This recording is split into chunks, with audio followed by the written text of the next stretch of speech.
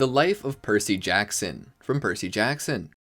Percy Jackson is an 18-year-old Greek demigod, the son of Poseidon and Sally Jackson. He is the main protagonist and narrator of the Percy Jackson and the Olympians series, and one of the main characters in the Heroes of Olympus series. He's the former head counselor at Poseidon's cabin and a former Praetor of the 12th Legion at Camp Jupiter, formerly belonging to the Legion's Fifth Cohort. He was the temporary host of the Egyptian goddess Nekhbet. Percy is the current boyfriend of Annabeth Chase. Welcome to the Amagi. In today's video, we're going over the life of Percy Jackson. Before we begin, we publish a new video every day, so be sure to subscribe to our channel and ring the bell to get notified about our latest videos. Also, double check that you are indeed still subscribed.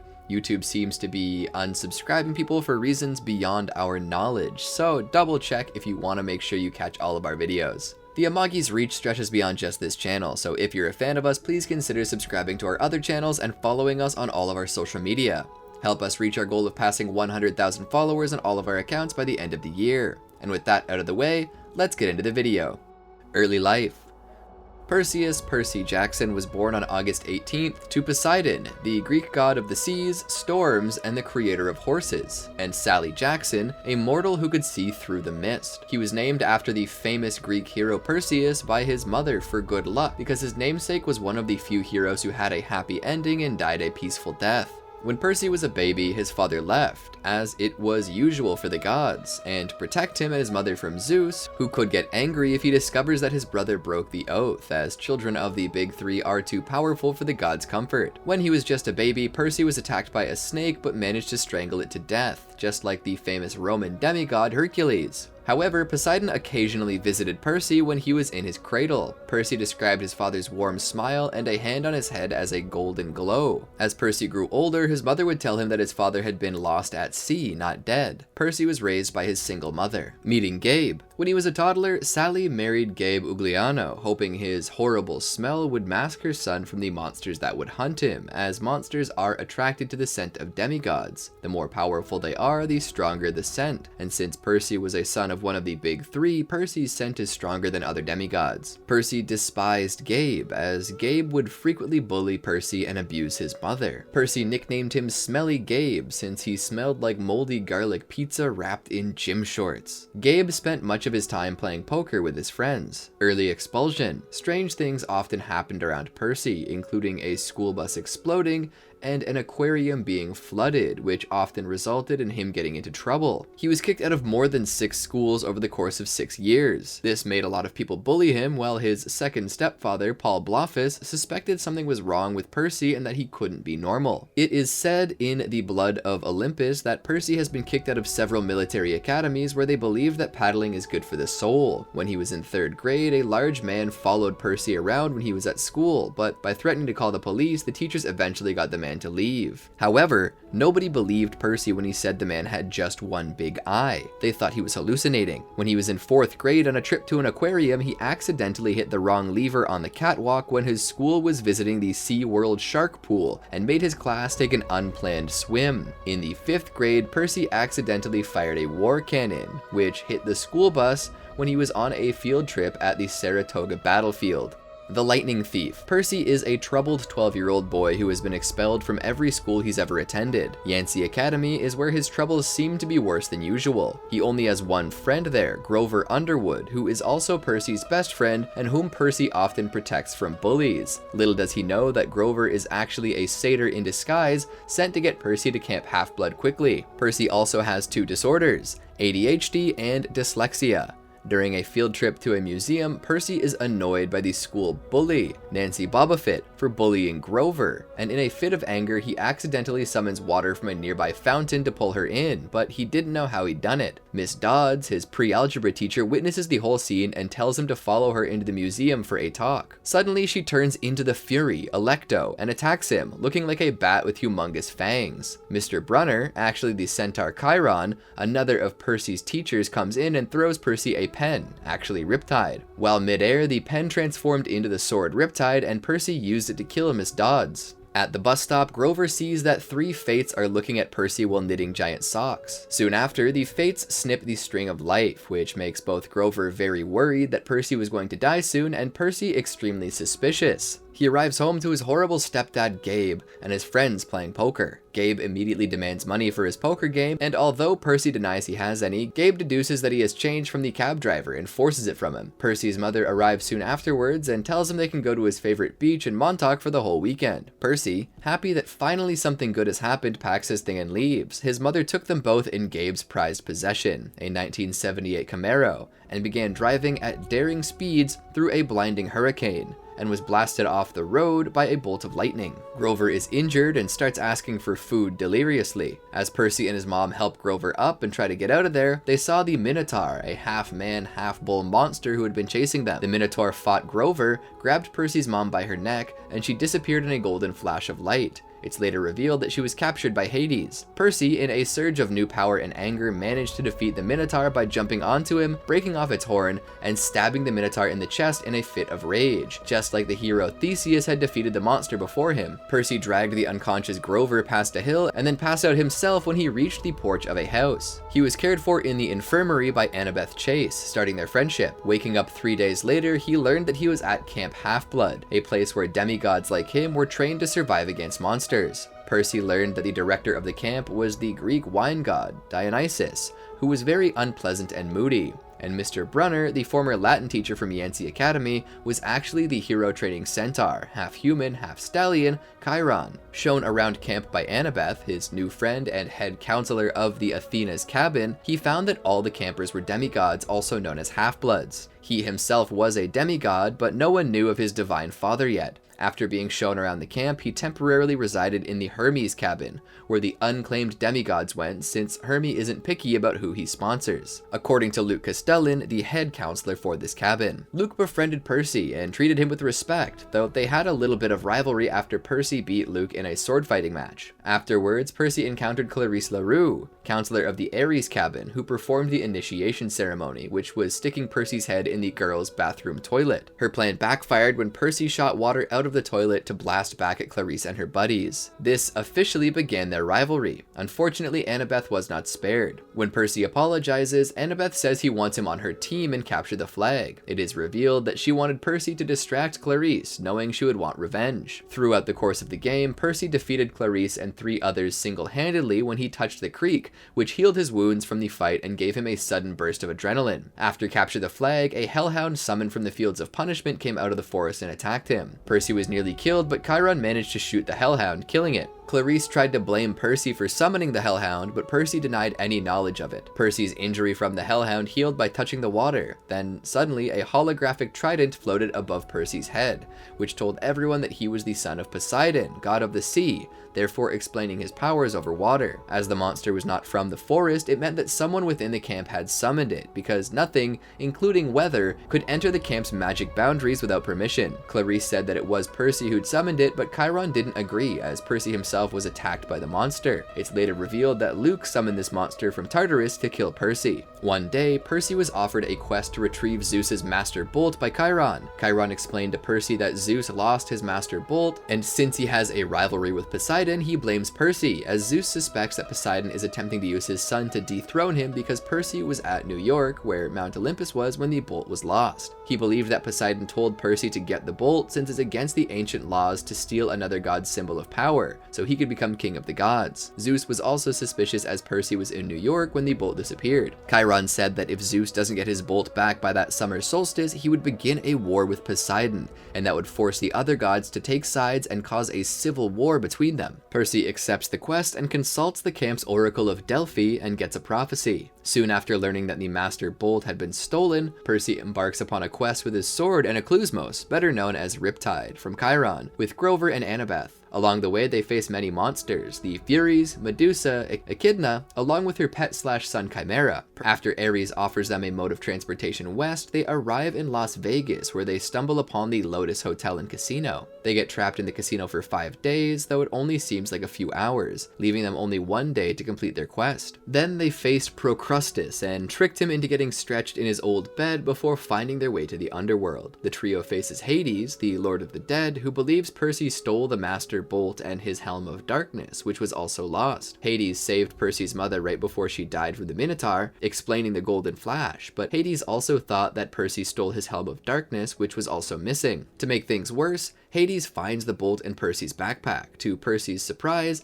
and demands that he hands it over and he will give Percy his mom back. Torn between saving his mom and finishing the quest, Percy finally uses Poseidon's pearls to find the missing god's items. Immediately returning from the underworld, he finds out that the war god Ares had put the master bolt in the bag and had Hades' helm of darkness, and challenges the god to a duel for possession of the bolt and the helmet, which he wins unexpectedly due to him being close to water and Ares being too cocky. A dark force, later revealed to be Kronos, stops an infuriated Ares from killing Percy. Ares vanishes in his divine form, leaving the bolt and helm of darkness behind. Percy gives the helm to the Furies to return to Hades, who in return send back Sally to her apartment, and the trio goes to New York to return the bolt to Zeus. Percy goes back to Camp Half-Blood, where everyone at the camp congratulates him, Annabeth, and Grover, since they were the first people to return from a quest since Luke. The Sea of Monsters. When Percy is attacked by Lystragonian giants disguised as students at school in a game of dodgeball, when the giants start throwing cannonballs at him, Annabeth rescues him along with Tyson, one of Percy's friends at his new school who was at the school for a project. He was actually a Cyclops, which explains why he was extremely big.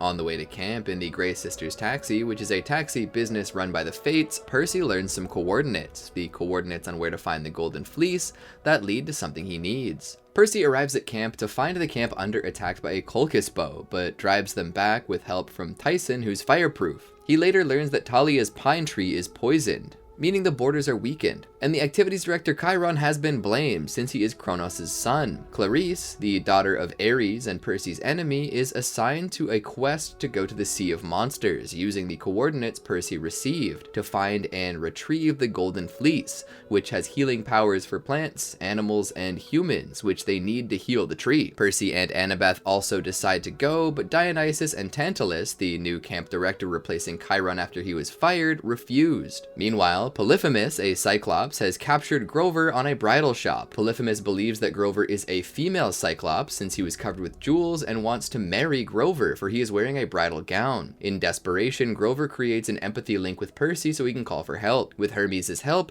Percy, Annabeth, and Tyson board the Princess Andromeda, the ship Luke and his friends are on, and escape. After escaping from Luke's ship, they fight the Hydra and defeat it with Clarisse's help and get on Clarisse's ship. The CSS Birmingham is a tribute to Ares and is crewed by the dead who died in a war. As they enter the Sea of Monsters, Clarisse, Tyson, Percy, and Annabeth have to get past Scylla and Charybdis. Scylla lives on a cliff, while Charybdis lives in the middle of the entrance to the Sea of Monsters. Instead of attempting to sail in between the sisters, Clarisse automatically goes for Charybdis, but Scylla appears and wreaks havoc among the crew. When they reach Polyphemus' island, they join up with Clarisse, who managed to survive the explosion, Grover, who had been captured by Polyphemus, and later Tyson, who miraculously survived thanks to Rainbow, a flying hippocampus who dragged him out of the water. They leave with the Golden Fleece after fighting Polyphemus and defeating and blinding him, which Polyphemus stole many years ago. When they return to camp, the fleece is placed on the tree, which not only revives it, but also brings Thalia back to her full life form. This revival was actually Kronos' plan, done so that he would have another chance to manipulate the prophecy that governs the future of Olympus and the Olympians. The Titan's Curse. Talia Grace, Percy, and Annabeth heard from Grover that two half-blood siblings, Bianca and Nico D'Angelo, had been found in a middle school. The three immediately set out to find them, and ran to save the D'Angelos from danger alone, though his plan did not work out as he planned, and he, Grover, and Annabeth were nearly killed by Dr. Thorne. Then Artemis and her hunters appear, and Annabeth falls from a cliff as she had climbed on Dr. Thorne with her knife before the hunters shot him down with their arrows. Being a son of Poseidon, Percy did not feel Annabeth dropping into the water, which confirms the fact that she had been captured. The hunters saved Percy and his friends from the Manticore. After a while, Percy clearly understood that he and Thalia were not under speaking terms due to the fact that Annabeth had fallen down the cliff. Nico had taken a great interest in the fact that he was a demigod and exchanged many thoughts on the Greek gods, while Bianca had been dumbfounded and was summoned by Artemis with Percy, where Bianca pledged her life to Artemis, much to Percy's protests, to become a hunter, unaware at the time that she was a daughter of Hades, and by joining the hunters, she removed herself as a possible subject of the Great Prophecy. Artemis then sends her hunters to Camp Half-Blood with Apollo, her twin brother. When he got to camp, Percy had frequent dreams about Annabeth, and also that she was in distress. He even went to see the Oracle of Delphi, however she didn't answer his questions and he left the attic in anger. After a few days, the camp had a capture the flag game where the hunters were up against the campers. Thalia and Percy agreed to be co-captains of the demigod team, while Zoe Nightshade leads the hunters. During the game, he learned from Grover that Zoe had a bad dream about Artemis being in trouble, while Percy himself had a dream that Annabeth was suffering under the weight of some unseen object, later revealed to be the sky. Thalia told Percy to stay on defense to guard the flag, but when he saw that her team was about to be attacked, he ran up the middle and took the flag. On his way back, he saw Zoe running back with his team's flag and was tripped up by an arrow 2 feet from the line, allowing the hunters to win. Thalia then runs up to Percy, asking him what he was thinking, as when she got to the flag's spot, it was gone. She then shocks him with electrokinesis, but claims it was an accident and apologizes. Percy, angry, uses the creek water to splash her and claims that that was also an accident. Thalia and Percy begin to fight, each one summoning stronger attacks until Percy stopped, seeing the Oracle walking towards them. Percy simply watched as the Oracle approached Zoe, who asked about saving Artemis. The Oracle replied with a prophecy, saying, 5 shall go west to the goddess in chains, 1 shall be lost in the land without rain.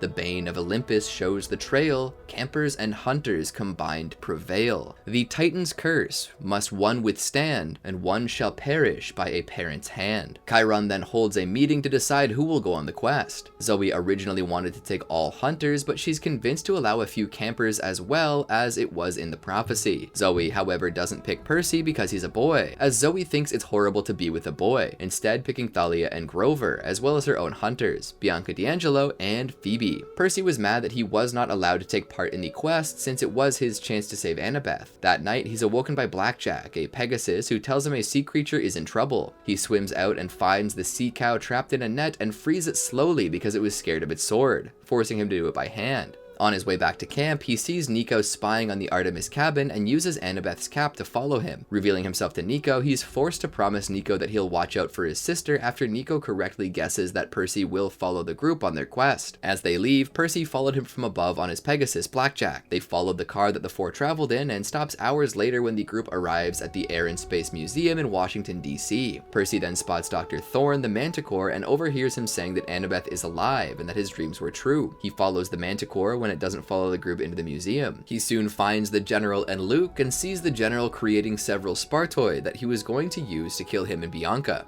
However, the Spartoi got a hold of parts of Percy's sleeve instead of the General's piece of cloth with the hunter's scent on it, resulting in them hunting him instead. Percy quickly escapes using Annabeth's Yankee cap to find the others. Zoe, in particular, was surprised and angry when they realized that he had followed them, and they were soon attacked by a Nemean lion and the Spartoi close behind. After finding the lion's weakness, Percy helps defeat it by filling the monster's mouth with astronaut food he found in the gift shop. This made the monster expose its mouth long enough for Zoe to finish it off with an arrow. The lion left behind a spoil of war, its pelt, which Zoe gave to Percy as he had come up with the plan even though she dealt the finishing arrow. She also allowed him to join the quest after realizing that he is the 5th quest member, despite the fact that the Spartoi, now disguised as gray security men thanks to the mist, are tracking him. They fled Washington and made it to a train line where they jumped into a rail car with a homeless man who offered them his fire. Though at first oblivious to the identity of this homeless man, a very bad haiku reveals him to be Apollo. He asked Percy to save his sister by looking for Nereus, the old man of the sea, as he could tell him where to find Artemis. Apollo takes him as far west as he could, to the last stop in a small town in New Mexico. Despite there being no real way out of the town, he tried to think of ways to leave, including renting a cab. However, the skeleton warriors managed to find them again and attacked with handguns, while Grover passes out as Pan's presence overcomes him. As they try to defend themselves against the undead soldiers who would reform when killed, Grover senses Pan's presence again, along with a gift from the wild, the Erymanthian boar. However, because it's wild, it attacks everyone, not only defeating the skeleton warriors, and Thalia and Percy lead it into the woods. They're cornered at a cliff, and he tells Thalia to jump at the last second. Thalia, however, is scared of heights, which Percy quickly figured out and pushed her out of the way, causing the boar to crash into the snow. Grover manages to use his nature magic to make an apple appear in front of the monster's face,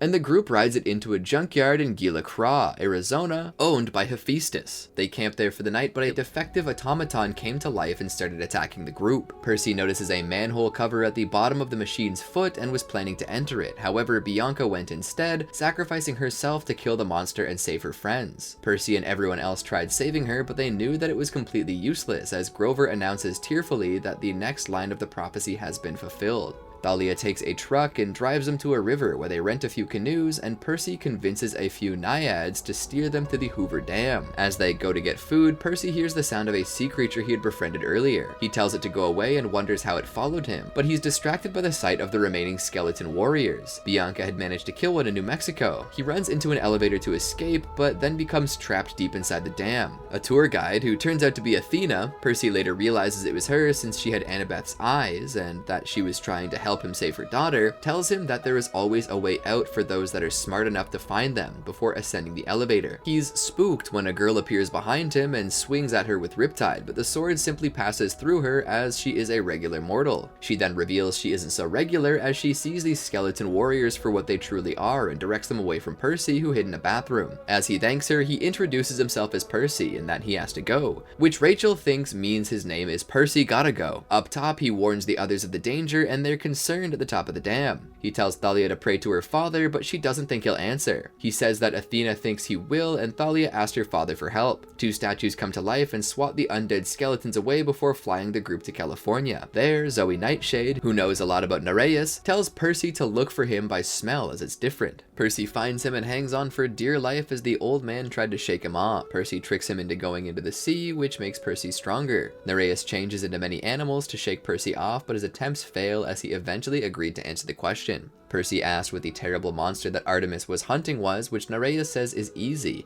and points to the water before escaping. Percy feels tricked until Bessie, the sea creature that had been following him, appears in the water. Grover understands it, and they quickly learn it is the Ophioteros, the monster Artemis has been seeking, as burning its entrails will give the person who does so the power to destroy Olympus. Just then, Dr. Thorne appears with a small force of mortals and attacks the group, wanting to make his own place in the Titan army. He tried to convince Thalia to slay and burn the Ophioteros, so that she could destroy Olympus, but Percy manages to shake her out of her stupor. While they were cornered, Percy sends an Iris message to Camp Half-Blood, but finds only Dionysus on the other line. Mr. D makes Percy ask him politely for help, which Percy does between clenched teeth, and then the god saves them by wrapping the Manticore and his men in grapevines, saving their lives. Percy then reluctantly thanks Dionysus. He then sacrifices the Nemean lion's pelt to Poseidon to ensure safe passage for Grover and Bessie back to Camp Half-Blood. When they reach the garden, Percy and Thalia find out that Zoe is a Hesperides after meeting her sisters, and she's poisoned by the dragon Ladon, but manages to distract it, clearing a path for the others. Then they continue on to the place where Atlas held up the sky, though they find Artemis holding that burden instead. Percy finds Annabeth bound and gagged by Lucan the general, who is actually Atlas. Percy challenged Atlas, but his sword becomes too heavy, as Ares' curse finally took hold. Ares promised that his sword would fail him when he needed it most, and Percy won against him before. They were thrown into battle where Luke and Thalia fight each other, while Percy tries his best to hold off Atlas. In the ensuing fight, Percy saw the ruins of Mount Orthus, the rival capital of Mount Olympus and home of the Titans, rebuilding itself. He realizes that this meant that the Titans' chances of victory are increasing. Zoe then intervenes, fighting her father, disappointed with what her father had done. Percy used that moment to ask Artemis to give him the sky, as he realized that the prophecy involved him, and that only Artemis could have a chance against Atlas. He took it while Zoe and Artemis attacked Atlas together, but Zoe is hit and thrown against the wall, speeding up the poisoning done by Ladon,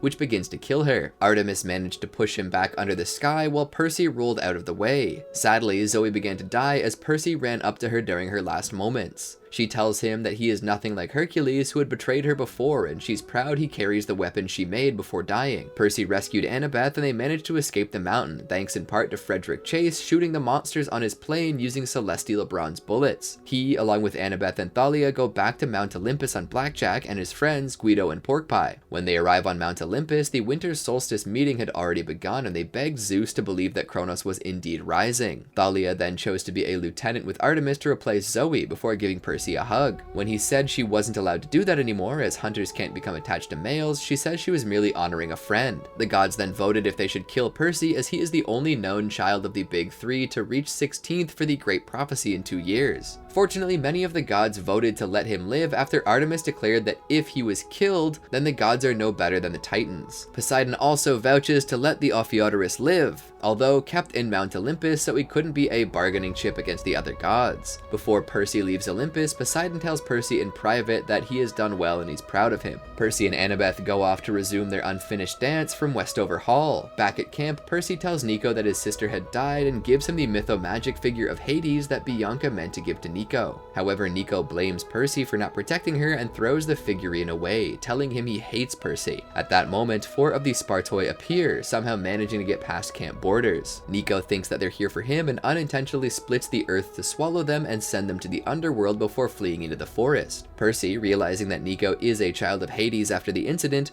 tries finding him, but to no avail. While discussing Nico's abilities with Annabeth, Grover appears, claiming that he'd heard Pan's voice in his head. The 3 of them promise to keep it a secret, as Percy knows that Nico could also be a child of the Great Prophecy, but instead says that he himself will take the responsibility of the prophecy instead. The Battle of the Labyrinth. Percy thinks that freshman orientation won't be fun, so his mother shows him the bright sides. Tomorrow you're off to camp. After orientation, you've got your date. Orientation turns out to be hosted by un Poussey. When he's accompanied by a mortal acquaintance, Rachel Elizabeth Dare, which Percy thought lived at Hoover Dam, who he met at Hoover Dam in the Titan's Curse, she tells Percy to leave the room when she spots the demon cheerleaders that Percy had encountered when he went in through the side of the building to ignore Rachel. As Percy leaves, he ends up having to fight the un Poussey and runs into Annabeth along the way. They were supposed to see a movie together, but Annabeth is upset when she sees Rachel with him because she is jealous to see Percy hanging out with her when they were clearly supposed to be at the theaters.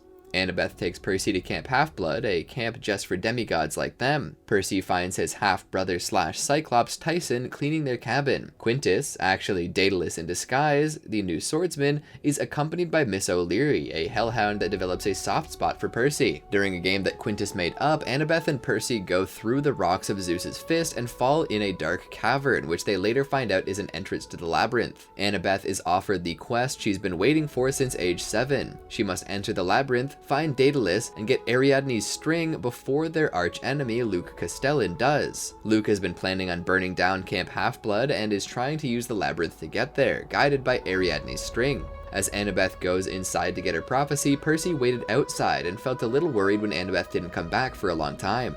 When she returns, Annabeth begins to tell everyone what the Oracle had told her, but she doesn't say the last line, saying she doesn't remember. This strikes Percy as strange. Why would she forget something so important? He begins to wonder what the last line could be. Annabeth takes Percy, Grover, and Tyson along with her. Together they enter the maze. They're joined by Hera for a short time. She tells them that Percy knows the way, but Percy doesn't know what she means by that. When they take a wrong turn throughout the maze, they run into Nico, son of Hades, at the Triple G Ranch. Nico is accompanied by Minos' ghost, who tries to convince Nico that they're not his friends. Once they get out without Nico, Percy and the others run into a quiz show run by a Sphinx. After they escape from the Sphinx, they find an exit that takes them to Hephaestus, who has them travel to one of his forges to find out who's been using them. In return, he'll help them find Daedalus. Percy gets lost in the inner depths of Mount St. Helens while battling fierce Telekinesis. Before parting with Annabeth, she kisses him for luck. Percy faces 4 full-grown Telekinesis. They attempt to burn him with lava, but Percy, being a son of Poseidon, is hard to burn. In desperation, he unleashes an incredible amount of power and blasts out of Mount St. Helens, creating an explosion that damages the volcano, stirs Typhon from his sleep, and causes the evacuation of hundreds of thousands of people living around it. He ends up falling into Ogygia, where he meets Calypso, a young girl whom Percy thinks is much prettier than Aphrodite herself. Percy must leave the island and Calypso, who's fallen in love with him, behind. Calypso lets him use a magic raft that will take him to any place he wants, and the only place he can think of is Camp Half-Blood. He returns to the shores of the camp and finds the camp strangely empty, except for the amphitheater where everyone was gathered. As it turns out, they were getting ready to burn his shroud. Annabeth took to the stage to say her final words, stating he was probably the bravest friend I ever had.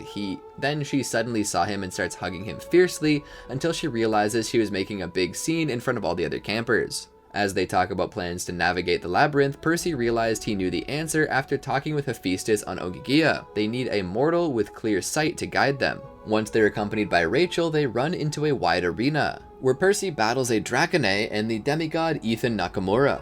Sparing Ethan, Percy challenges his giant half-brother Antaeus, the arena master, that is accompanying Luke so that Luke's army can pass. Percy kills him by luring him off the ground, as his mother is Gaia, meaning he's invincible on the ground. When he finds Annabeth and Rachel again, Rachel leads them straight to Daedalus's workshop, who tells them that he is Daedalus and the name of Quintus was only a cover. He also reveals that they are too late. Luke got there first and took Ariadne's string. He says that Rachel is better and more accurate than the string. Monsters then attack the workshop, dragging in Nico in chains. Percy, Rachel, Annabeth, and Nico escape and leave Daedalus and Miss O'Leary to fight the remaining monsters. While they were going through the labyrinth, they meet up with Tyson and Grover again. Together they all find Pan, the god of the wild, who tells them he's dying. As his spirit dies, it goes into the mouths of each of them except Nico, and it seems that Grover got a bit more than the rest. Rachel leads them to New York, where Pegasi take Percy, Annabeth, Grover, Nico, and reluctantly Tyson. The 5 of them had to leave Rachel behind because she's fully human. They go to help the camp ready for the Titan army's arrival. Battling side by side are Annabeth and Percy. Percy and Annabeth fight Campe along with Briare's help. Grover, in a panic, screams so loudly that it scares the Titan army back into the labyrinth. Grover's dryad girlfriend, Juniper, insists that it was Pan's wild scream that had scared the Titan army the first time. As Percy gets up, Daedalus comes and tells them that the labyrinth is tied to his life. The child of Athena, Daedalus, dies,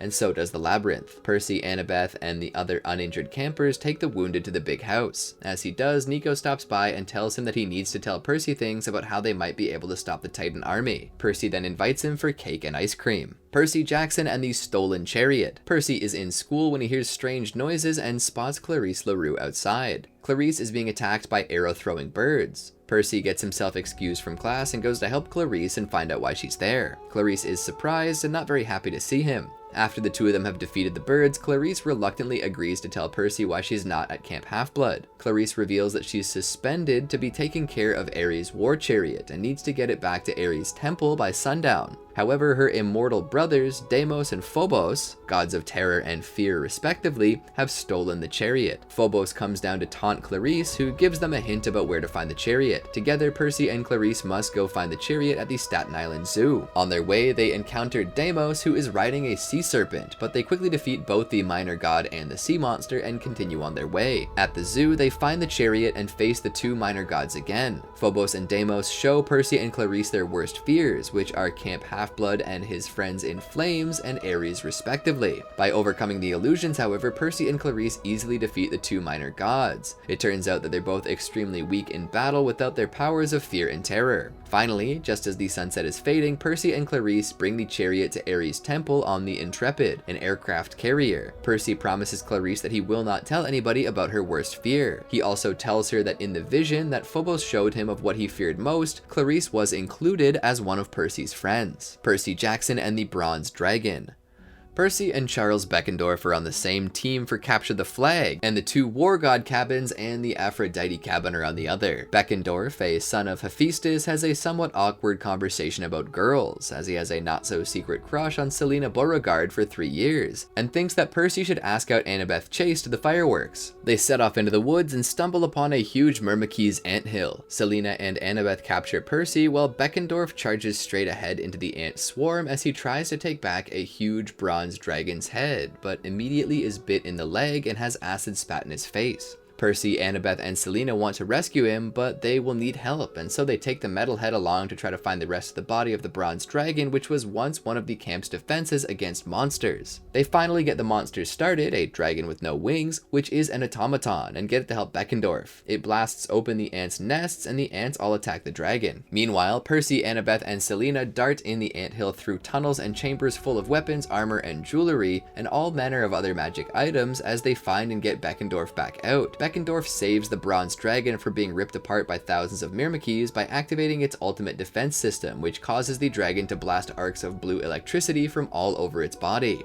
After the demigods finish watching the dragon drive the remaining Myrmekes back into their anthill, the dragon spots them and turns berserk on them. Percy distracts the dragon until Beckendorf could jump on the dragon's back and temporarily deactivates it. Selena is very relieved that Beckendorf is alive, and when he asks her to the fireworks, she gladly accepts the invitation. Once they get back to camp, it turns out the Capture the Flag game has not ended yet, and Annabeth puts them in Capture the Flag jail. Percy and Beckendorf protest, but they wouldn't listen and get ready to go back to the game. Before Annabeth goes back to the front line to fight for her team, she asks Percy out to the 4th of July fireworks, the biggest dating event of the summer at Camp Half-Blood, but she quickly leaves before Percy could answer. Percy and Beckendorf share a few lines about girls, and it's revealed that the girls' team won the game before the story ends. Percy Jackson and the Sword of Hades. Persephone was called by tricking all 3 children of the Big Three, Percy, Thalia, and Nico, into coming into the underworld to retrieve Hades' new sword from a demigod spy who stole it. The problem is that Hades' keys are in it, which lets anyone out or into the underworld. Persephone gives them a magical carnation to track the Half-Blood, and when all the petals fall off, it would mean that the sword has made it out of the underworld. Percy, Nico, and Thalia must retrieve the sword before time runs out. At first, Thalia refuses to help because the forging of the weapon is illegal. All the other gods, especially Zeus, must know it first and agree to its creation. The creation of a new weapon or symbol destroys the balance between the gods' powers, but the danger that the weapon implies can free the souls from the underworld, so she figured she must help catch the thief. They catch the thief after interrogating Sisyphus, fighting and killing a group of violent Keres, and crossing Lethe, the river of forgetfulness, after which they have a run-in with Melinoe, the goddess of ghosts, who takes the forms of Maria D'Angelo and Beryl Grace. The demigod thief is, as they suspected, Ethan Nakamura, but all the petals fall off the carnation because Ethan has raised the titan Iapetus from Tartarus. When Percy fights against Iapetus, he flings him into the river Lethe, thus causing the Titan to lose all of his memories. Percy also falls in, but he stays dry because of his powers, being the son of Poseidon. Percy tells Iapetus that he is his friend Bob, and Iapetus believes him, becoming harmless as a result. Nico then has the Furies carry them and Iapetus back to Hades' palace. When they return to Hades and Persephone with the sword, something goes wrong. Hades is very unhappy about the sword's creation and leaves in anger, threatening Persephone never to disobey him again. They later find out that Persephone requested the sword against Hades' orders to tip the power of the Big Three into her husband's favor, and that she had tricked them. Percy and Thalia return to the world above, but Nico stays behind to find Iapetus a job in the underworld, and to work with his father on a plan to help the Olympians fight the Titans. Nico also reminds Percy of their plan that they had discussed at the end of the Battle of the Labyrinth, though Percy is still ambivalent. The Last Olympian.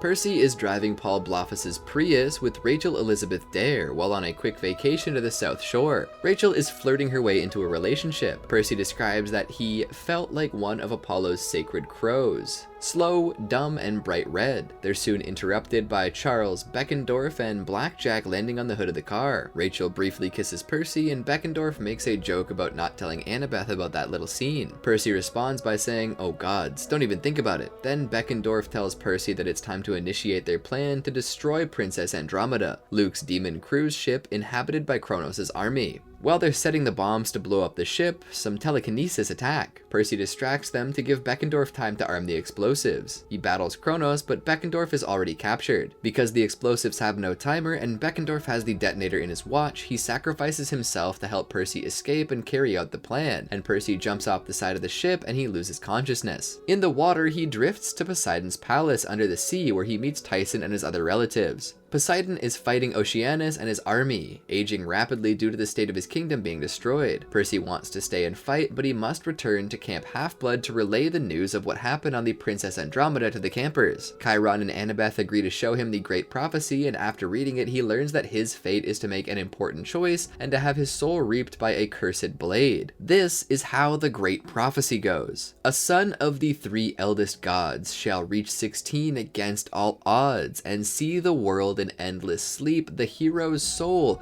a cursed blade shall reap. A single choice shall end his days, Olympus to preserve or raise. Percy's all keyed up for a while afterward until a confrontation with Annabeth when she calls him out as a coward. As he contemplates his fate, Nico returns to discuss the secret plan introduced in the Battle of the Labyrinth. He wants Percy to bathe in the river Styx to become invulnerable like the hero Achilles. To do so, Percy must first discover how Luke could do it, and they go to visit his mother, May Castellan, in Connecticut, where they find her insane and unstable. She does tell them that Luke came and asked for her blessing for something that he needed to do. They also meet the goddess of the hearth, Hestia, who shows Percy visions of the destruction being caused by Typhon. Percy and Nico visit Sally and Paul back in the city to get her blessing. She insists that Percy is now his own person and that she has to let him go. Nico leads Percy to the underworld, where Hades reveals that it was all a trick to make Nico the child of prophecy. Nico rescues Percy, though he seems to have lost lost his trust, and takes him to the Styx, where he's submerged in the water and becomes invulnerable, but for one tiny spot on his lower back. The war begins, and Percy leads the group of demigods into a dormant Manhattan to battle monsters and demons, while gods are battling the monstrous Typhon in the east. Rachel arrives, revealing that she has had a vision that reads, "Perseus, you are not the hero. It will affect what you do." Ethan, who was aiming at Percy's Achilles spot during a battle to invade New York, nearly killed Percy, but Annabeth had pushed herself in the way as she had a feeling that Percy was in danger, so she got injured instead. Percy is furious and horrified, knocking Ethan unconscious with his sword. Kronos threatens Percy to surrender or he'll kill Annabeth, but Percy calls Blackjack, who takes her to a hotel in a plaza. Annabeth is seriously injured, and Percy tells her where his Achilles spot is and that she saved his life. Annabeth remarks that he looks cute when worried and that his eyebrows get all scrunched up. When Kronos makes it to the Hall of the God, Percy battles him to stop the destruction of the Olympians' throne, which, if destroyed, will cause the Olympians to lose their power. Kronos asks Ethan to kill Percy as he knows where his Achilles spot is. However, Percy convinces him that what he's doing is wrong. Ethan then attacks Kronos and strikes him on the shoulder with his blade. However, due to Kronos also bearing the curse of Achilles, Ethan's blade cracks and he harms himself fatally. Kronos then opens up a fissure which causes Ethan to fall to his death for his betrayal. Annabeth is able to convince Luke to resurface.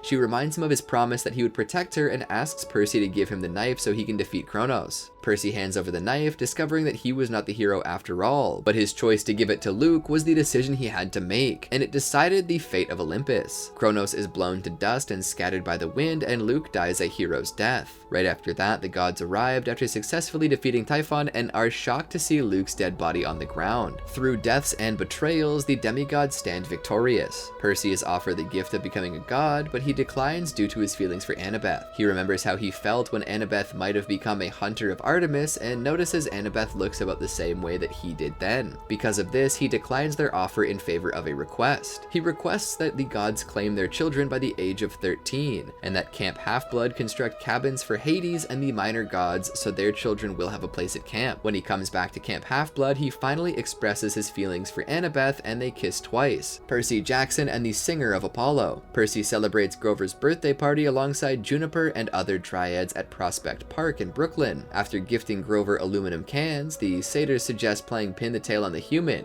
frightening the only human present, Percy. Before the game could begin, Apollo arrives and greets Percy and Grover. They attempt to tell him that they're taking a day off to celebrate Grover's birthday, but Apollo interprets this as a day off to help him. Apollo takes Percy and Grover to the side in order to introduce them to the Celadons, a trio of golden automatons who sing in beautiful harmony, and will perform with the god in a concert of Olympus. Grover protests that they sound fine, but Apollo reveals that the Celadons are a quartet and one had gone rogue after Hephaestus's 2,000-year warranty expired. Percy complains that Apollo could retrieve the Celadon himself, but he explains that he needs to perform a sound check for the concert and that the heroes are supposed to run the gods' errands. He suggests that the two search at the theater district of Manhattan, as Celadons are always looking to be discovered. Grover realizes that a Celadon singing in public could create mass panic, causing Percy to agree to the quest, but asks why he picked the two to complete the quest. Apollo reveals he likes Percy and that his experience with the sirens during the Sea of Monsters is a similar challenge. He summons his personal lyre and tells Grover that his immunity to magical music and the ability to play the lyre's magic will aid in the capture of the Celadon. He sets the rendezvous at the Empire State Building by sunset before vanishing. Percy and Grover, who doesn't bother to disguise himself, take the subway to Times Square, as it's located in the middle of the theater district and filled with tourists and Broadway performers. While searching, Grover bumps into a hot dog vendor cart and clutches the lyre protectively. Percy questions the use of the lyre, but Grover explains that if the right song was played, it could create anything. Percy expresses doubt as Grover's skills on the reed pipes waver between days. The satyr spots the Celadon approaching a mic on an outdoor stage and it prepares to sing, causing Percy to stuff wax in his ears. He explains the difficulty in fighting automatons with mortals and manipulates the mist to show a presidential motorcade to the cops in order to block off the area. As the police block off the exit, Percy uncaps Riptide and attacks. However, the Celadon's song resonates through the earwax and causes mortals to weep with depression. Grover frantically imagines a cage around the Celadon while playing the lyre, but instead summons a brick wall between Percy and the Celadon. The momentum causes Percy to crash into the wall and topple it over the Celadon, who regains her composure and begins singing a song about Apollo and the sun. Percy begins wrestling the automaton, but notices that the heat resonating from the song has melted melted his earwax and singed his shirt. Grover attempts to think of a cage for the Celadon, but random shifts occur to him being nervous. With no other choice, Percy swings Riptide, forcing the Celadon to stop singing and transform into a quail who flies to the top of Time's tower.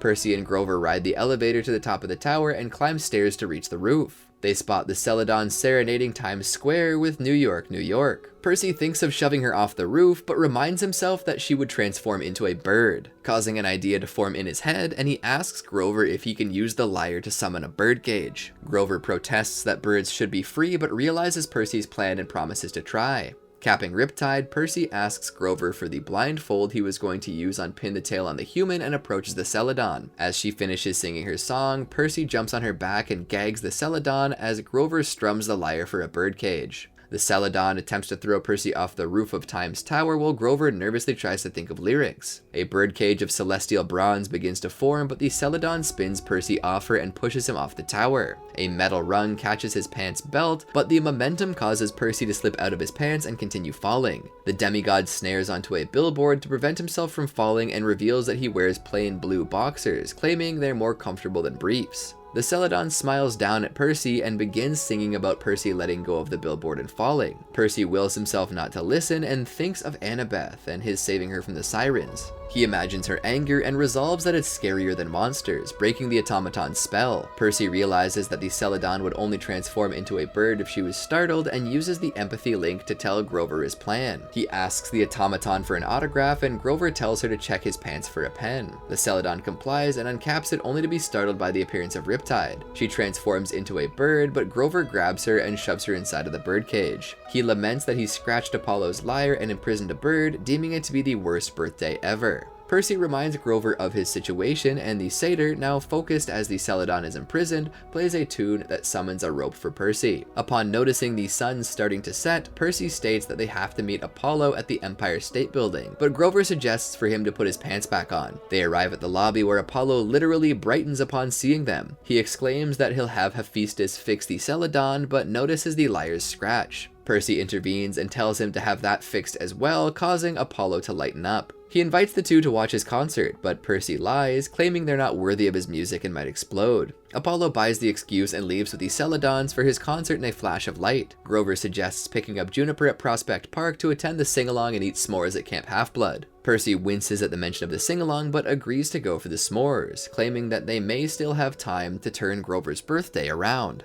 The Staff of Hermes. While celebrating their 1-month anniversary, Annabeth asks Percy what he had planned for their special dinner that night. Percy, who never remembered promising something like that, stalls for time just as Hermes arrives. Percy takes Hermes into his truck to talk, where the god reveals that while he was delivering packages to Janus, Kaku snuck into his truck and stole his caduceus. Because Hermes doesn't want to be seen looking for it, as the other gods would never let him live it down, he sends Annabeth and Percy to find it for him. Annabeth takes out her video shield, and at first, when she said, "Let me see Kakus," the shield shows her the city of Sikakus, New Jersey. After she rewords the sentence, they find the giant is in the meatpacking district. When Percy and Annabeth get there, they climb down a ladder into the sewers and find an underground cavern. There they meet Kakus, and he tries to sell them watches and clothes, which Annabeth quickly notes are fake. When Percy asks for the caduceus back, Kakus claims he'll figure out how it works and become the god of traveling salesmen, mostly by forcing George and Martha to listen to him. Annabeth and Percy go on the attack, with Annabeth stabbing him in the back of the knee and Percy stabbing his leg. However, Kakus backs her and Percy into a corner, destroys Annabeth's shield, and is about to turn it to stone when George and Martha turn into a cell phone. They escape the cavern when Percy calls thousands of gallons of New York sewage to him, and it pushes them to the surface. Annabeth then comes up with a plan and runs to a crane, knowing how to operate it as she had observed them on Olympus. Percy lures Kakus under the crane's large hook, and Annabeth drops it on his head before picking him up and swinging him into the air, where Percy destroys him with the caduceus's laser mode. Percy and Annabeth then return the caduceus to Hermes, who is very grateful. When questioned what other enemies the gods have and what exactly Zeus has been threatening, Hermes dodges the question. As a reward, however, Hermes transports them to Paris for special dinner gourmet foods. Their night ends with Percy and Annabeth walking by the river, and Annabeth wondering what Percy has planned for their 2-month anniversary, which makes Percy happy that she sees a future for them in a month. The Lost Hero. Even though Percy does not appear in this book, it's revealed that he and Annabeth are officially secretly dating, and that the whole of Camp Half-Blood was extremely worried about him. For most of the book, his location was unknown, with the only clue being that he disappeared around the same time that Jason Grace, a son of Jupiter, first physically appeared. It's eventually revealed that Jason and Percy were exchanged by Hera and Juno to unite the demigods of Greece and Rome against Gaia and the Gigantes, as well as other creatures. Son of Magic. Alabaster C. Torrington mentions the son of Poseidon while telling Dr. Howard Claymore of Cronus' defeat. The son of Hecate states that if he ever encountered Percy, he would give him what he deserved. The son of Neptune. Percy Jackson is being attacked by the Gorgons, Stheno, and Euryale, intent on avenging their sister Medusa's death. The sisters seemingly could not be killed as they reform every 2 hours due to Thanatos being captured, while none of their attacks wound Percy because of the curse of Achilles. He had been running from them for 3 days ever since they saw him. He had woken up at the Wolf House having no idea who he was or how he got there, and wondering why the Gorgons can't kill him, and met Lupa 2 months before the encounter with the Gorgons. The only thing he remembers is a dim memory of Annabeth. He believes what Lupa and the Gorgon sisters have told him about himself, that he is Percy Jackson, a demigod, the son of a barnacle-encrusted god from 5,000 years ago, who is Poseidon, whom they only know as Neptune. Percy then knocks out Stheno and then uses her tray to slide down a hill. He meets up with June, a goddess disguised as an old lady, and she gives him a choice: carry her to the other side of the road or leave everything and go to the ocean, creating a new and invincible life for himself. Percy chooses to carry June to the camp, even though it means he'll lose the curse of Achilles. After reaching the borders of the camp, he uses water from a nearby river to create 2 giant hands that destroy the sisters, as the water breaks their connection to the earth. The waters of the river seem to have also washed away his curse of Achilles, as after the waters receded, Percy felt like he had been in an acid bath, and he felt vulnerable. Just then, Percy is met by many demigod children, including Frank Zhang, Hazel Levesque, and Reina Alvia Ramirez Arellano, who has met Percy before. June introduces him as a son of Neptune, and Reina seems to know Percy somehow when she hears his name, which confuses him. June then shows her true form as Juno, and the campers bow in respect, except for Percy, who thinks that because he carried her all this way, he didn't feel like she deserved his respect. And also because Percy didn't particularly like Juno in her Greek form Hera, though he didn't remember that at the time. Reina then orders Hazel to take him inside where she could question him. During their conversation, Percy noticed that Reina had feelings for Jason Grace and considered him to be more than just a co-worker. When the conversation's over, Reina believes that Percy is telling the truth about losing his memories and lets him go. Percy then meets Octavian in the Temple of Jupiter and then meets Nico D'Angelo, who he does not remember, but he does think that he knows him from somewhere. From then on, he's initiated into the Roman camp, where he impresses some of the campers with his battle prowess during that night's war games, managing to help the Fifth Cohort win their first war games in a long time. At the end of the game, Mars himself appears and selects Frank, his son, and Percy for the quest to free Death. Percy vaguely remembers his antagonism towards his Greek counterpart Ares. He somewhat visualizes that they had a fight in the past. They embark upon their quest using the only vessel in the Roman Navy, a pathetic rowboat called the Pax. They sail to Upper California, where they meet Iris and see the Giants' army. They then move to Portland, where they encounter Ella and the wicked king and seer Phineas, who also appears to have knowledge of the past, present, and future, although he's blind. Ella was wanted by Phineas as he thought she was a very precious harpy because of her knowledge. His intentions were to tie her up and keep her like that, but the 3 friends find it cruel and make a bet with Phineas. They find the location of Thanatos when Percy gambles with Phineas using poison and healing Gorgon blood. By tricking him with Gaia's help, Percy's able to take the healing vial. From then on, his memories begin to return. They eventually reach Seattle and the Amazon Company, which is run by Hela, Reina's sister, and also the former secretary of Circe. After escaping the Amazon compound with great difficulty, the group fled to Frank's house in Canada where his grandmother lived, who unfortunately had an appointment with death as the house burst into flames. She had told Frank that he was a descendant of Neptune and he could turn into anything. This had a great effect on Hazel, as she was told by Pluto that she would be freed from her curse. Blackouts about her past whenever she thought about them, and finding cursed jewels wherever she was by a descendant of Neptune. She had thought it was Percy, but now she had no idea who would free her. Hazel had also kissed Percy on the cheek for his moral support. From there, they went to Alaska as more of Percy's memories returned. Upon arriving on the Hubbard Glacier, Frank was able to free Thanatos by burning a piece of wood which contained Frank's life. When the wood burned out, Frank would die, but only after Frank played a big role. He had entrusted his life with Hazel. Meanwhile, Percy fought off a legion of Roman undead warriors, using his powers to create a hurricane and a massive tidal wave. When Hazel, Frank, and Orion tried to kill Alcyonius, Percy thrust Riptide into the glacier. This caused several fissures to materialize, culminating in Percy and the undead soldiers falling from the glacier into the sea below. After Frank and Hazel killed Alcyonius, they retrieved Percy, who had the Roman standard, and was waiting on a block of ice for them to return. Percy eventually saves Camp Jupiter from Polybates' attack and is raised on a shield to become a praetor. The following day, Percy tells the senators that he is Greek and a warship is arriving with their former praetor Jason. Percy tells the Romans not to attack, and Rhaena eventually agrees to his request. The Senate meeting ends, and Rhaena confides to Percy that she hopes Jason is on the warship. Rhaena also said she missed Jason Grace. Percy then wraps his arms around Hazel and Frank and wants to introduce them to his other family, the Mark of Athena. At the beginning of the book, Percy is spotted walking with Hazel and Frank as the Argo II arrives at Camp Jupiter. Annabeth improvises a plan to appease the Roman god of borders, Terminus, and allow them to enter Camp Jupiter. Camp Jupiter Praetor Rhaena, on advice from Percy, allows Annabeth, Piper, and Jason to descend from their ship to have a meeting in the camp's borders. Discussion over the prophecy of Seven appears to go well, and Rhaena is on the verge of agreeing to cooperate. However, Leo, possessed by an Eidolon, uses the Argo II's ballistics to fire at Camp Jupiter, causing a fight to break out between the two camps.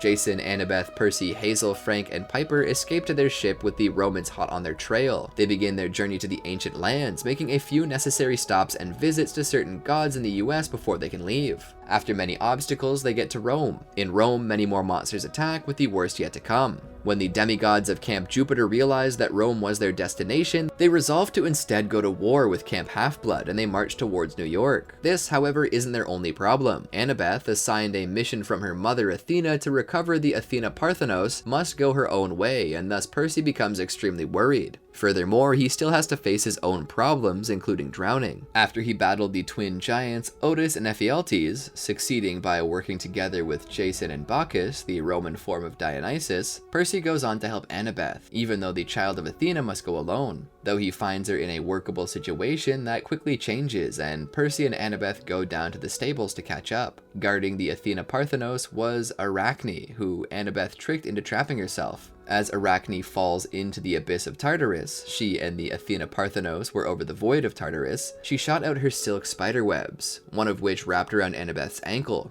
Annabeth gets dragged towards Tartarus, and Percy desperately holds onto her. As a result, Percy and Annabeth both fall into the dark abyss, clinging on to each other. The House of Hades. Percy and Annabeth have been falling for supposedly 9 days into Tartarus. They see the ground and a river rushing up to them, which Percy uses to catch them in their fall. The river was the river Cocytus, the river of lamentation. It gave the two thoughts of giving up and drowning, but Annabeth manages to get them to the shore. The air in Tartarus is poisonous, and according to Annabeth, smells and tastes like styrofoam peanuts, which Percy remarks smells like his stinky ex-stepfather, Gabe Ugliano. To enable them to survive the horrors of Tartarus, Percy and Annabeth drink from the flaming river, the river Phlegethon, which allows monsters to endure the punishments in Tartarus. After drinking from it, Percy and Annabeth feel much better and are able to journey throughout. They come across many various reformed monsters and titans, such as Hyperion, and to their surprise, an old friend of Percy comes to help, the good-turned titan Iapetus.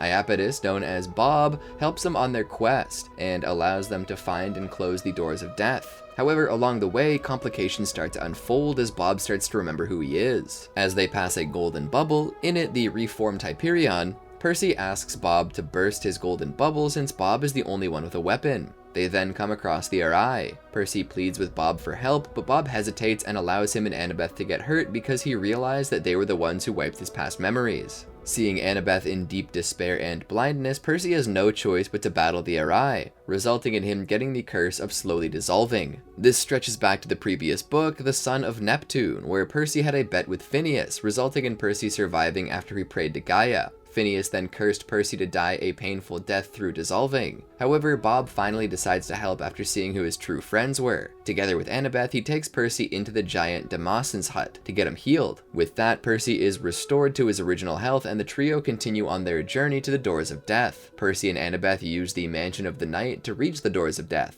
However, they're soon faced with great difficulty as the death mist fades and they can be seen by the hordes of monsters present at the Doors of Death. On top of that, the primordial of the pit, Tartarus, also takes on a physical form and begins his attack on them. Percy intends to battle Tartarus, but is stopped by Annabeth, who feels that Tartarus is way too powerful and is in a class by himself. Bob and Damasen both agree with Annabeth. With much reluctance, Percy gets into the elevator with Annabeth and journeys back to the mortal world with a promise he makes to Bob to say hello to the stars for him. Percy and Annabeth meet the 5 other demigods in Epirus, and back on the Argo 2, he fulfills his promise to Bob by looking into the starry sky and saying Bob says hello before the Argo 2 continues sailing in the night. The Blood of Olympus.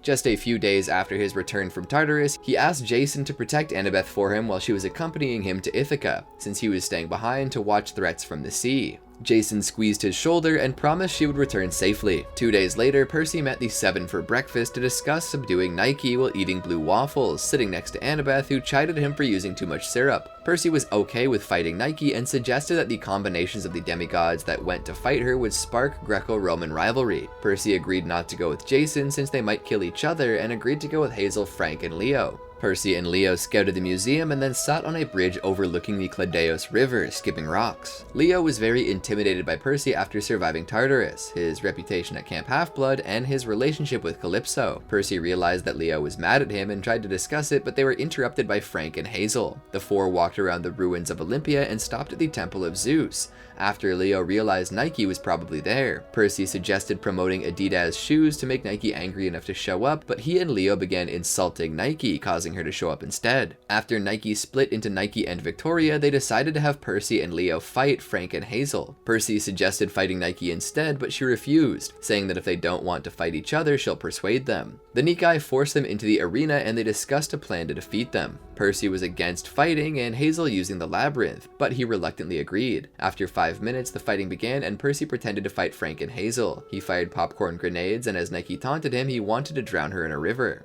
He managed to cut a Niket in half, making Nike angry. He and Leo escaped by jumping behind a wall, and he finally decided to talk about Calypso. He apologized for failing Calypso and said he knew about her and Leo. He explained that he was reminded in Tartarus about not following through with his promise to her and assumed the gods would free her, and between everything that happened in the series, he forgot about her. He then said he was glad Leo found her, and if they survive, he would do anything to help him. Leo was shocked and exclaimed that he can't hate him for being perfect and apologizing, making Percy smile. Suddenly, Percy heard Hazel in pain and ran to help her. He then fought a Niket who almost killed him, but Leo saved him. After their victory, Percy was okay but sore and bruised. He then discovered that one of the 7 would die. A few days later, the Argo 2 arrived in Pylos. The 7 discussed what to do after Piper and Frank returned from getting the mint, and Percy suggested setting Leo on fire after they heard about a statue. He then suggested for the ship to fly instead of using the sea to avoid a nearby sea serpent. The next morning, Piper recounted her dream about the giants to Percy, and he became so scared the plumbing exploded, which scared her. He insisted that Annabeth and Piper cannot face Mimas and Makai alone, wanting to go with,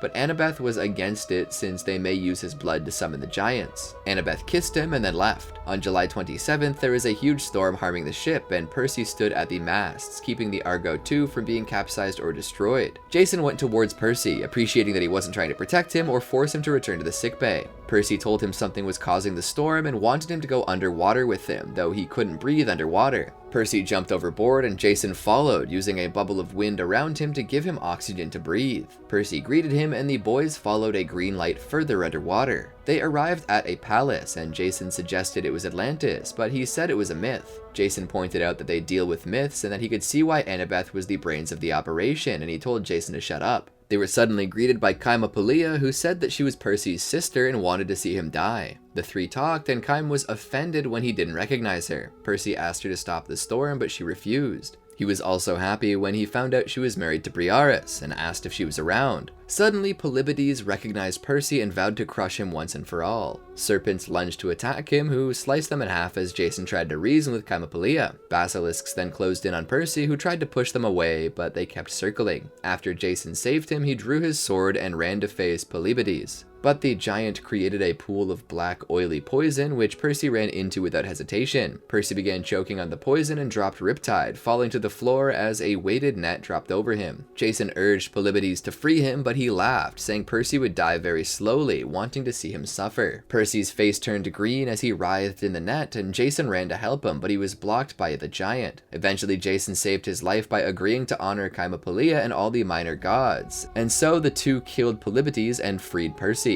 Jason cut him out of the net and put him in his oxygen bubble to expel the poison. He thanked Jason, though he was cross-eyed and fuzzy and immediately threw up. After the ordeal, Percy bid his goodbye to Chimapolia and told her Briareus was a good man and to give him a chance, but she refused. She also told him the gods will want his blood and that he has yet to face his fatal flaw, being unable to step away. She said that he would face a sacrifice he's unwilling to make and it would cost him the world. He insisted he would not run when his friends needed him. She then told him the forces of the ocean were fighting for him and they may not survive. After he left with Jason, Percy was still woozy from the poison, so he sat on a ledge to catch his breath. He thanked Jason for saving his life and had him promise not to tell Annabeth or anyone else. He then began to confide in Jason about his trauma in Tartarus. He said that when he was choking on the poison, he thought about Achilles, and when he poisoned her, how it felt good and how he would have killed her if Annabeth didn't stop him. When he was being poisoned by Polybides, he thought he deserved it for what he did to her, and the fates would just let him die, which was why he didn't try to control the poison or get away from it. Jason understood him, and the two changed the subject, discussing how Uranos was defeated and how it could help them defeat Gaia. They also discussed Jason's plan to honor the gods. Jason complimented Percy on how he turned down his immortality, saying it was noble and wondered how he did it. Percy joked that sometimes he regretted the choice. Percy was later proud of Jason when his wound was healed. Over the next few days, the Argo II was damaged from the storm, and Percy and Jason had to push it away from a rock. They eventually arrived in Mykonos, where he scouted with Annabeth and got gelato for everyone. He joked about seeing pelicans everywhere and sitting at bars. He also advised Frank, Leo, and Hazel not to mention haikus when seeing Apollo. The next day, Percy discussed the house of Asclepius with the Seven and received the nickname Aquaman from Leo. Percy wished him, Piper, and Jason good luck before throwing up. He ate dinner with everyone that night. The next morning, Piper, Annabeth, and Percy saw snake people who he suspected to be Draconae, but he realized they were different since they looked more human. He welcomed them aboard the ship, and one snake man introduced himself as Kekrops, the first king of Athens. When he explained that he was a Geminis,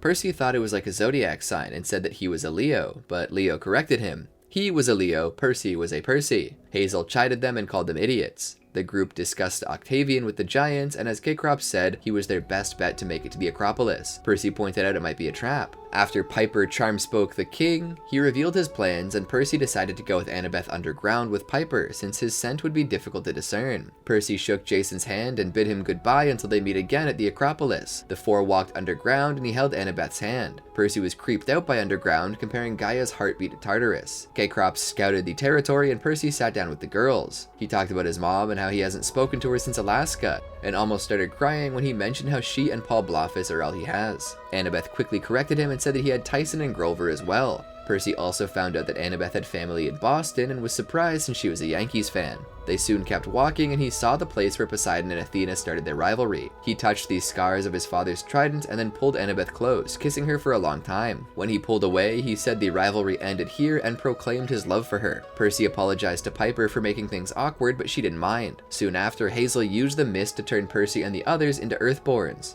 He joked that he was glad he kissed Annabeth before they turned into monsters. They arrived at the Acropolis, and Percy scouted the middle, but he was captured by Enceladus. He and Annabeth struggled as they were brought to Porphyrion, who proclaimed them as the Blood of Olympus. Percy tried to defend himself by using a geyser of water, but to no avail. Piper saved him from Enceladus when she stabbed him in the forehead, distracting him enough to drop him. Percy was able to grab Porphyrion's spear and stab it into the ground, making him fall over. He then tried to get a sword out of his hair, but he swatted Percy into a column like a pesky fly. He managed to get up, but he was dazed and couldn't defend himself. Eventually, after the others arrived, he faced Thune, but couldn't realize that his nose was bleeding. Piper tried to warn him, but his blood spilled and Gaia woke. But suddenly, all of the Olympians and some of the other gods arrived due to the Athena Parthenos being returned, so Percy fought alongside Poseidon to defeat Otus and Ephialtes. After the victory, Percy gathered to discuss Gaia with the Seven and the gods. He complained about his nosebleed that woke Gaia, but Athena told him not to blame himself. He also explained to Leo that Gaia can pop up wherever she wants. Percy and the Seven, except Leo, were herded into the Argo II, which was catapulted to camp by Zeus. Frank shapeshifted into an eagle and carried Annabeth, and he, who hated flying. He then rallied the Greeks to charge the monsters invading the camp. After Gaia appeared, Percy yelled for Jason to wait, since Frank could fly him and the others, but Jason told him to stay with camp because of the prophecy.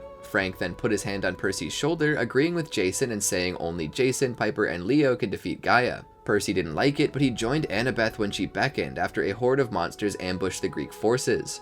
After the battle was over, Percy, the remainder of the Seven, and Nico D'Angelo discussed Leo's death at the big house. Percy became angry at Hazel and Frank when he discovered that they kept Leo's plan a secret, but his anger subsided when they started crying, and agreed it was a plan Leo would have done. Though Leo's body wasn't found, he was still hopeful that the son of Hephaestus was alive, pointing out that he had always bounced back and they can take turns strangling him. A few days later, Reina Ramirez Arellano gave he and Annabeth the news that they could go to college and live out their lives in New Rome. Nico approached the two after he heard them cheer, and they told Nico the good news. Nico was happy and told him he was staying at camp, which Percy was happy to hear. Nico then decided to clear the air with Percy since they would be seeing each other often, and said he had a crush on him but he was over it. Percy was surprised, looking at Annabeth and at Nico, and could barely get a word in, asking for clarification. Nico reassured him that it was cool, and though he was cute, he wasn't his type, and then bid the two goodbye to join Will Solace.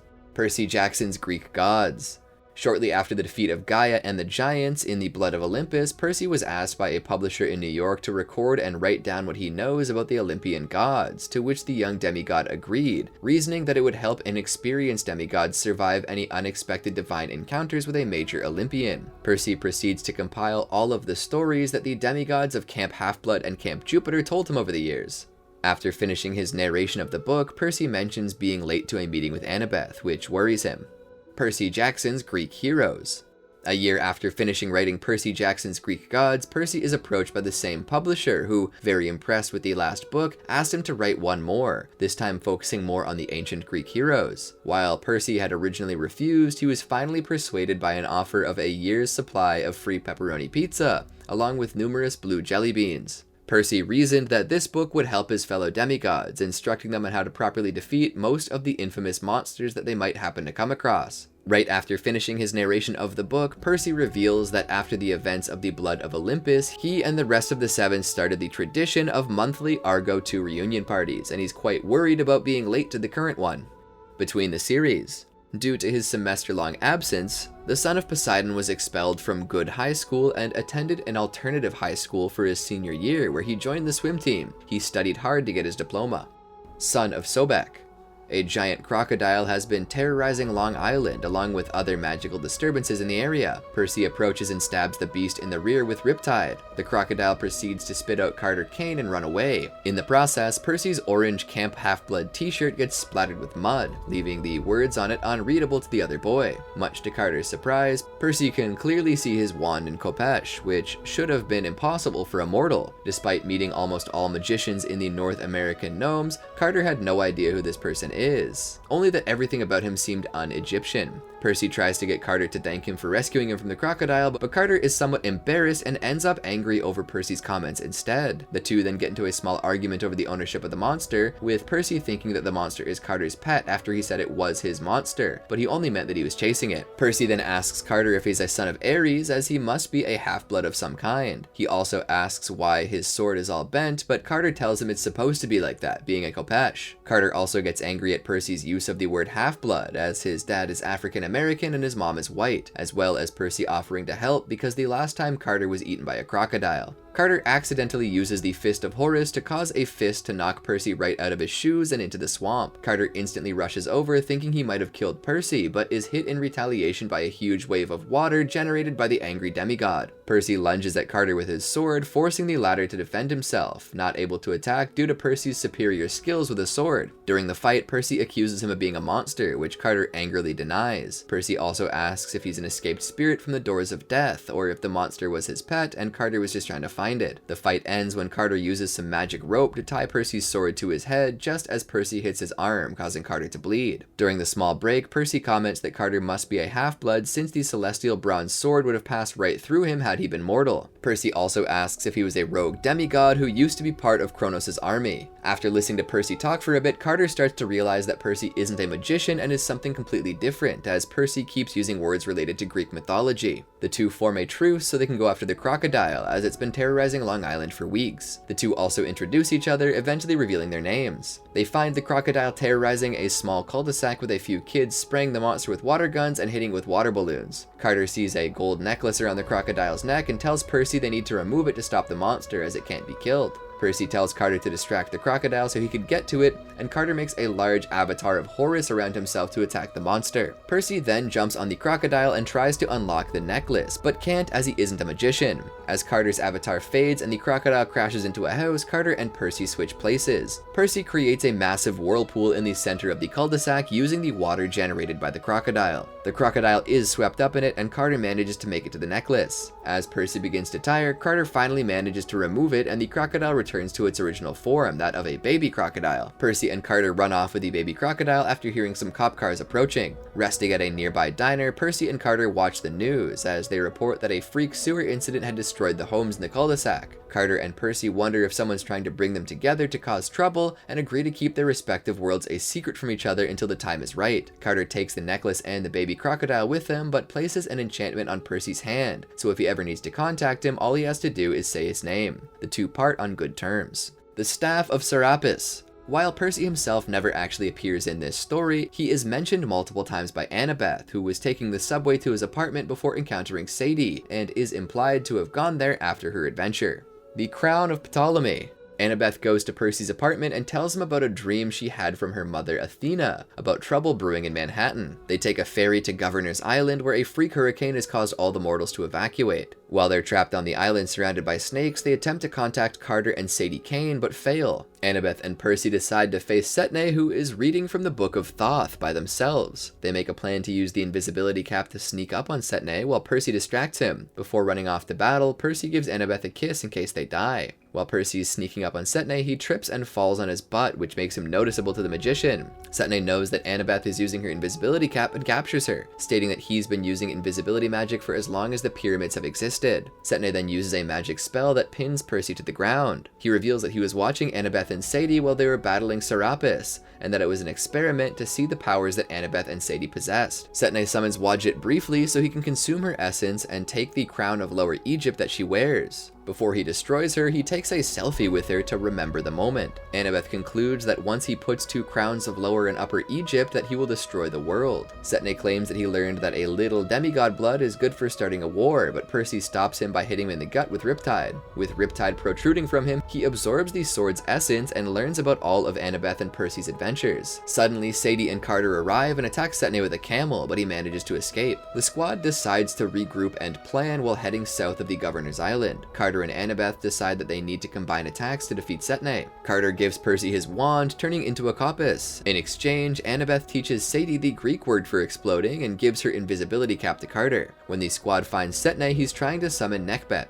They all charge, but fail at attacking him. Nekhbet is successfully revived and tries to attack Setne, but Percy and Annabeth pull her away since Setne is trying to consume her essence. Setne drops the Book of Thoth, and then Carter yells "Stop!" and then disappears with Nekhbet's crown of Upper Egypt. Nekhbet decides to stay with the four teenagers to get her crown back and help destroy Setne. She suggests that she merge with Percy since mixing Egyptian and Greek powers worked earlier. Percy reluctantly agrees to it, but only because it's the only way to defeat Setne. After merging with the goddess, they go off to find Setne again. After finding him, the quartet goes after the crown so he doesn't turn into the ground. Setne talks about Carter's dad, and Carter takes off his hat of invisibility and goes to attack Setne in his avatar form, but Setne blasts Carter to the ground. Setne then rambles on about why he wants to be immortal, including getting souvenirs after him such as snow globes. After Carter gets blasted, Percy turns into his vulture avatar form, and Sadie whispers something into Annabeth's ear. Percy grabs Setne and swoops him into the air. While in the air, Setne tells Percy he was a fool for giving up immortality. Nekhbet agrees with Setne that Percy was foolish to turn down immortality, but Percy fights back, then plummeting to the ocean. Once in the ocean, Percy regains all of his strength and drops his avatar form, grabbing Setne by the throat and dragging him to the island. A newly bandaged Carter greets Percy along with Annabeth and Sadie, who have drawn a circle on the ground. Percy decides to make him suffer for eternity instead of destroying him. While sealing him off, Carter thinks of Setne's snow globe idea and traps him in a snow globe. Sadie reveals that she told Annabeth her secret name earlier, but Annabeth states she's already forgetting all the magic she learned. Percy and Annabeth decide not to tell Camp Half-Blood, at least not yet. The four determine that they will remain in contact. Sadie and Carter fly off, and Percy and Annabeth go on a date afterward. Percy Jackson and the Chalice of the Gods. In order to get a letter of recommendation to New Rome University, Percy agrees to find Ganymede's missing chalice. The Hidden Oracle. Percy appeared when Apollo and Meg McCaffrey showed up at his apartment in need of his assistance. Percy was disgruntled and asked why they were here. Apollo introduced him to Meg and explained his situation and said that Meg must be taken to Camp Half-Blood. Percy was surprised to find out that Apollo was fully mortal and reluctantly let him and Meg inside. He let them in and told Apollo not to mention Hera when he mentioned her, and told him that Sally Jackson was not cursed, she was just pregnant. Percy then introduced Apollo and Meg to his mom. After Sally suggested, Percy went to get Apollo cleaned up after noting it was depressing that they were the same size. Percy left Apollo in his bathroom and gave him some ambrosia and nectar and some clothes for him to wear. Apollo then went to talk to Percy, who was sitting on his bed. Percy recalled the last time he had a nosebleed after seeing Apollo's blood on his carpet, making Apollo remember how he was turned mortal. Percy told Apollo that the last time he saw him it was August and now it was January. After Apollo said he didn't know how long he'd been out, Percy recalled how Hera wiped his memory and that he hated memory gaps. After Apollo asked Percy to help him, Percy explained that he won't turn away a demigod in need, but he cannot get involved in another prophecy since he made promises to his mom and Annabeth Chase to stay out of trouble and to get his diploma, and he was busy catching up on his classes. He also wanted to live long enough to meet his baby sister and see his mom's novel get published. He didn't want to abandon his family like that. Percy also explained that Annabeth was in Boston for a few weeks due to a family emergency, but Percy did promise to lead Apollo and Meg to camp. Percy, Meg, and Apollo ate lunch together, and Percy complained about how he hates studying since New Rome University required him to pass the D-Stomp test, all of his classes, and the SAT. Percy required that he would never forgive Apollo for writing a hard portion of the D-Stomp. Percy explained to Meg how he was a demigod and asked Apollo how he and Meg met. Their story was interrupted when Sally brought Percy lunch, and Percy agreed with Apollo that his mom was awesome. Apollo explained to Percy the 2 other times he was a mortal and how he was Meg's servant. The third also discussed what spirits may be following them, and Percy toyed with the possibility that Apollo may be barred from entering camp, which worried him. Percy joked with Meg about how he started his demigod career by exploding a toilet, making her giggle, but she frowned when she found out he had a girlfriend. Sally then brought them 3 cookies, but said that Percy cannot have any unless he comes back safely, and made him promise he'd be right back. Percy then told Apollo and Meg that a batch of cookies were at stake for him. Percy drove Meg and Apollo close to the camp from Manhattan in Sally's Prius. Percy warned Apollo not to jinx them if they were being followed, and explained to Meg that the oracle isn't working. When Apollo said he hoped demigods went on a quest to solve it by now, Percy said that without prophecies, there cannot be quests, and so they're stuck in a catch-88. Suddenly, when they saw Spirit, Percy swerved and drove through a drive-thru and a strip mall to get away. Percy drove through a railroad crossing and soon ended up in the countryside near camp. Percy then swerved, damaging the car. Percy, Meg, and Apollo left the car after that. Percy was upset and annoyed when he found out the monsters that were attacking them were Nosoi, and Percy said that while it seemed that he killed everything in Greek mythology, he didn't. The 3 fought the Nosoi, and Percy wanted to cut them up with Riptide. Percy charged into battle, but every time he defeated them, they dissolved into glittery mist, then re-solidified. Percy caused a tank to rupture to try and kill them, but it was no use. Percy soon accidentally ran into a plume of smoke the Nosoi made, and he was unable to breathe. But Percy and Apollo were saved after Meg, with the help of Peaches, defeated the Nosoi. Percy was skeptical of the Carpoi because he did not like them, but he was shocked how he liked Meg, so he trusted him. Percy was sick from the smoke and sneezed with such force that an irrigation pipe exploded behind him. Percy offered to drive them to camp, but police came to tow the Prius, and Percy stayed while he was interrogated and told the 2 how to get to camp. A few days later, Percy arrived at camp with Miss O'Leary to help defeat the Colossus Neuronus. They landed on the statue's head, and the hellhound peed on the statue's head, startling Percy. Percy immediately asked Apollo what he did, and Apollo told him it was only partially his fault and he was making a plan to fix it. Percy then threw a spike at the statue's head and tried to get his dog to attack it. He jumped from the statue's head to its shoulder and slid down to the ground, impressing Apollo. Percy got the statue to chase him as he ran to the beach. During the battle, when Apollo began to doubt if he could make the shot on the statue, Percy and Chiron stared at him grimly, and Percy put a hand on his shoulder, saying he was Apollo and that they need him, and if he didn't do it, they would throw him off the Empire State Building. When Apollo defeated it, Percy and Chiron ran to avoid being crushed. The next day, Apollo tried to leave camp, but Percy and Rachel Elizabeth Dare followed him and told him not to leave. Percy tried to reassure Apollo that he belonged at camp and that he was once in the same situation, but Apollo insisted that he must free the other oracles to save everyone. When Apollo said he wanted to give up looking for Meg, Percy said that he should keep looking since they'd lost too many good people: Luke Castellan, Ethan Nakamura, and even almost Nico D'Angelo. Percy said he cannot give up on Meg since they're bound together and that she's one of the good guys. After Percy heard the prophecy from the Grove of Dodona from Apollo, Percy figured out that Leo Valdez was coming back on Festus and that he would be the one to help him on his quest, making him happy and grinning.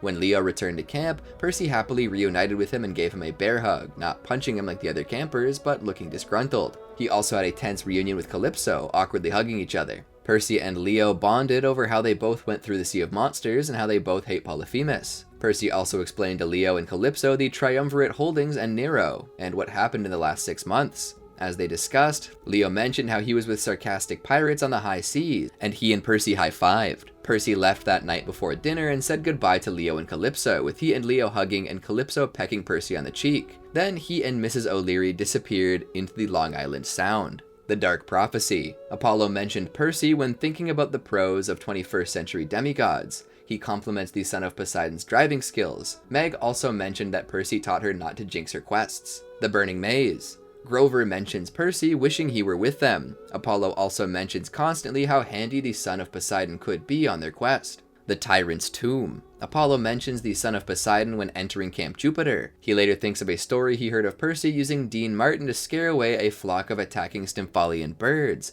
and used the same tactic on some attacking giant ravens. The Tower of Nero. Having just graduated high school, he sets out west with Annabeth and Grover. After Apollo regains his godhood, he visits him and Annabeth at New Rome University, where he's still struggling to figure out a major. Annabeth also seems disgusted at sharing a dorm with him. They express their sadness at Jason's death, and he says he misses his mother's cooking. At that, Apollo summons a plate of blue chocolate chip cookies, and in surprise, he takes back most of what he said about the sun god. The Hammer of Thor. Percy is mentioned by Annabeth to Magnus when he asks her advice about traveling through the oceans, and she responds by saying it's time for Magnus to meet Percy Jackson, her boyfriend. The Ship of the Dead. Percy and Annabeth were in Boston to help train Magnus Chase and his friend Alex Fierro for the quest to stop Naglfar from sailing. Percy quickly got along with Magnus and told him SPQR means these Romans are crazy. Percy tried to teach Magnus how to jump off a ship, handle the masts, control the ship, and try hand-to-hand combat at the bottom of the ocean. It was hard for Percy to train Magnus, however, because every time he looked at him, his eye twitched, the stress of the weekend getting to him. Percy asked if Magnus was okay when Magnus tried to dive but fell on the deck instead. When Sumarbrander started talking, Magnus introduced him to Percy and Annabeth. Percy was nervous when the sword flew to him and learned that Riptide was actually a girl. Percy uncapped the pen and made it a sword so Riptide and Jack could bond with each other. Percy was shocked that she was a girl, but Alex told him to respect the gender. Percy thought it was strange that he never knew, and Annabeth teased him, saying that he didn't know the pen could write until the year before. The four of them then got lunch from Fadlan's Falafel, and when Annabeth said that heroes can never be ready, they just have to try as best they can, Percy said they haven't died yet, and Annabeth said they do keep trying. Percy put his arm around her and he kissed the curls on her head, making Magnus' heart do a twist, jealous that they would live to adulthood. Percy also said how excited he was to babysit his baby sister, Estelle Blofis, and said that she was awesome and drools a lot.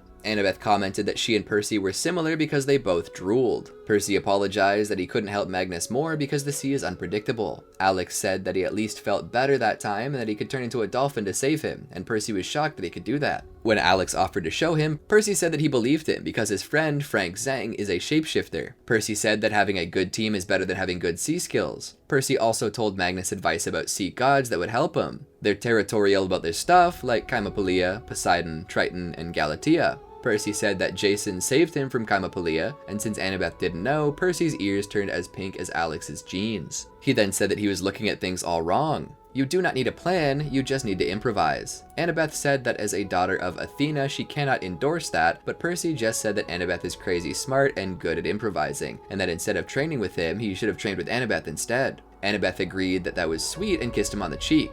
Alex called him Seaweed Brain, and Percy told him not to start with the nickname too. Before he left, Percy told Alex he would quote him on what he said about flaunting the weird. Percy and Magnus shook hands before they left. The last they saw of him, Percy was driving his Prius on First Avenue singing along to Led Zeppelin on the radio, with Annabeth laughing at his bad voice. Percy and Annabeth's future and Percy's little sister Estelle motivated Magnus to succeed on his quest. When Magnus got home, he called Percy and Annabeth, who had just arrived in New Rome. Percy told Annabeth to ask Magnus if he followed his advice on the quest, and Magnus told her to tell Percy that he kept his butt clenched like he said. Percy was upset during the phone call because of Jason's death. Un Natale Mezzosangue.